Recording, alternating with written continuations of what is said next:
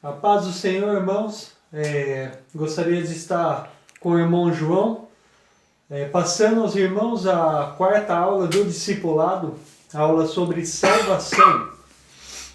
Gostaria de estar fazendo a introdução e logo após eu vou estar passando para o irmão Carlinhos para ele estar continuando aí essa aula, tá?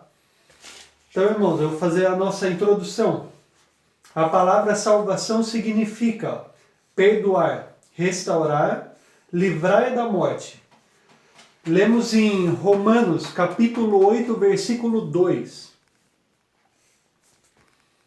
Porque a lei do Espírito da vida em Cristo Jesus me livrou da lei do pecado e da morte. Aí, irmãos, essa passagem da Bíblia em Romanos, ela nos mostra sobre a lei, sobre o pecado e sobre a morte. Que Jesus Cristo ele veio para nos salvar de três situações, que são essas três: a lei, o pecado e a morte. A lei, ela se refere ao Antigo Testamento, a lei mosaica. O pecado, ele se refere ao pecado original e também aos nossos pecados. E a morte significa a morte eterna. Jesus veio para nos salvar em comunhão, para nos colocar em comunhão com Deus.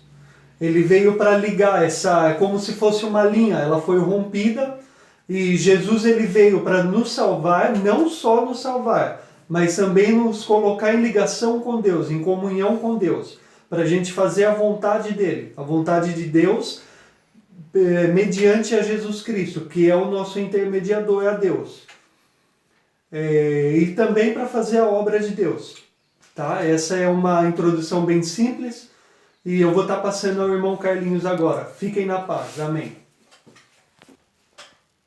A paz do Senhor, irmãos. O irmão Luiz já deu a introdução sobre essa aula. A gente vai trabalhar um pouquinho na questão de por que o homem precisa se salvar e o que ele deve fazer para se salvar. Então ele já trouxe uma ilustração falando da questão salvação. Daí eu coloquei aqui salvar mais ação. Então ele já trabalhou essa questão. A salvação, ela precisa de dois atos. O primeiro Jesus já fez. Ele se fez carne, nós vamos falar aqui sobre isso. E cumpriu o propósito do Pai de redenção. A ação vai partir de nós, então nós vamos ver isso daqui agora, nós vamos comentar sobre isso. Primeiro eu quero abordar o assunto da questão, por que Jesus se revelou a nós? Então nós vamos ver lá em João capítulo 1, versículo 18, que diz que Deus nunca foi visto por alguém, mas o Filho unigênito que está no seio do Pai, a este fez conhecer. Então por que Deus revelou ele a nós? Por que ele foi revelado? E no mesmo capítulo 1, versículo 29, João Batista, quando vê Jesus, ele diz, no 1 e 29, no dia seguinte João viu Jesus que vinha para ele e disse: eis aí o Cordeiro de Deus que tira o pecado do mundo. Então Jesus se fez carne, habitou no nosso meio, o próprio Deus se encarnou no ser humano, como o irmão falou, para cumprir esse ato de salvação. Então até aqui, como eu li aqui no papel, Jesus ele cumpriu o propósito do Pai, agora falta a nossa ação.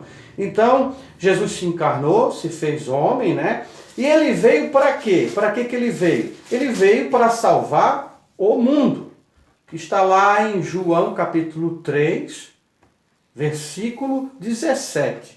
Porque Deus enviou seu Filho ao mundo não para que condenasse o mundo, mas para que o mundo fosse salvo por ele. Então, como nós falamos da igreja na outra aula, a gente comentou um pouquinho sobre a igreja, então Jesus ele salvou, morreu para o mundo na totalidade, para que nesse mundo ele retirasse a igreja. Mas isso é da vontade do ser humano. E nós vamos entender por que ele precisa fazer esse ato e como que ele vai fazer. Então, nós vamos lá para Romanos capítulo 10 de Romanos e versículo 9. O que o homem precisa para se salvar? Qual é o ato que ele precisa? Primeiro, se arrepender, crer, confessar seus pecados e confessar Jesus. Mas por que o homem precisa confessar Jesus? Porque a salvação, eu gosto de usar esse exemplo, a salvação e a adoração, ela é exclusivamente individual. Ela é egoísta, porque ninguém pode salvar outro e ninguém pode adorar a Deus no lugar de outra pessoa. Sim. Amém? Nós podemos orar, interceder por alguém, podemos. Mas o ato dela se salvar está aqui agora no versículo que eu vou ler. Romanos capítulo 10, versículo 9. A saber, se com a tua boca confessares ao Senhor Jesus em teu coração, creres que Deus o ressuscitou dos mortos, será salvo. E o versículo 10 complementa, visto que com o coração se crê a justiça e com a boca se faz confissão para a salvação. Então, o homem precisa, porque Deus se revelou a nós através do Filho dele, né, para cumprir o ato redentor da salvação, né? E nós precisamos agora, como homem, fazer a nossa ação. Reconhecer, crer que somos pecadores, confessando os nossos pecados e com a nossa boca. Então, eu queria que os irmãos entendessem isso. O ato da salvação, ele é totalmente egoísta. Por quê? Porque é só eu que posso me salvar. Eu não posso salvar mais ninguém. Nem meus entes, né, minha família, ou aqueles que um dia já partiram com Cristo, eu vou orar para essa pessoa. Não, eu não posso, ela teve a oportunidade dela. Então, mas por que agora eu salvo em Cristo Jesus, como o irmão falou, ele me livrou da lei, do pecado e da morte, né? Me remiu, me resgatou, e agora eu fui ligado nesse reino, no reino de Cristo. Então nós vamos lá para Colossenses, capítulo 2 de Colossenses, nós vamos abrir lá, em Colossenses, e eu vou falar um pouquinho sobre isso. Né? Colossenses capítulo 1 e versículo 13. Por quê? Ele nos tirou da potestade das trevas e nos transportou para o reino do seu Filho amado. Então, esse ele que o apóstolo Paulo coloca aqui, é o próprio Jesus encarnado. Né? Ele era 100% homem, mas 100% Deus. O Pai estava nele.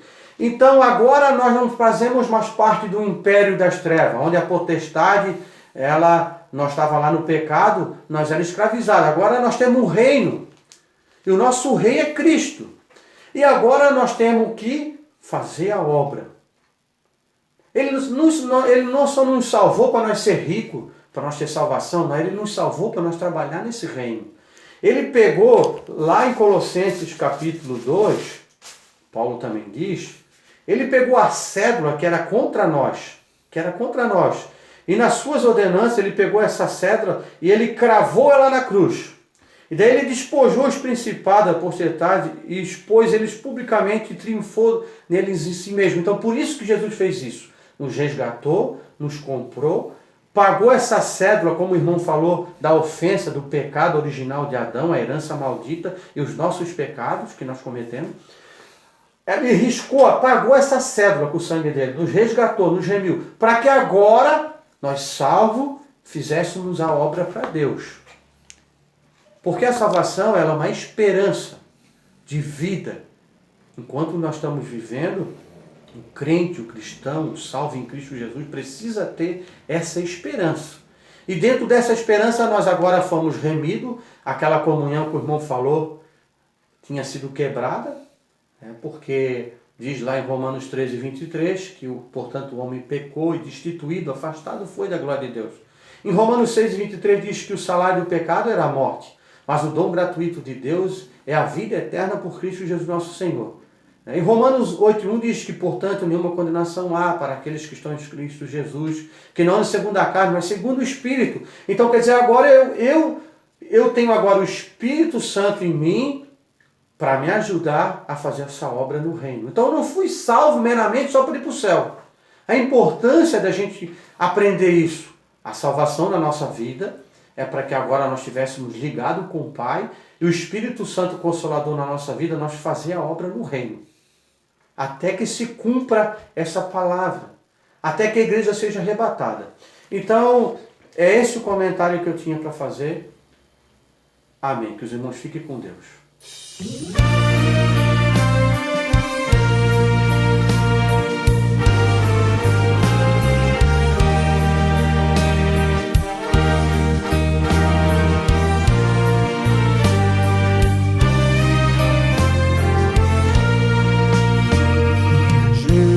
Salvou-me do mundo, Ele é tão doce pra mim. Amor lhe tenho profundo, por sua graça sem fim. Quando ia eu no deserto, sem gozo, paz e sem luz, Ele buscou-me por certo, até que achou em Jesus. Jesus, Jesus, Tu és meu Salvador. Jesus, Jesus, só Teu serei, Senhor, na senda muito verdadeira, guia-me Tua mão, e ao findar minha carreira, receberei galardão.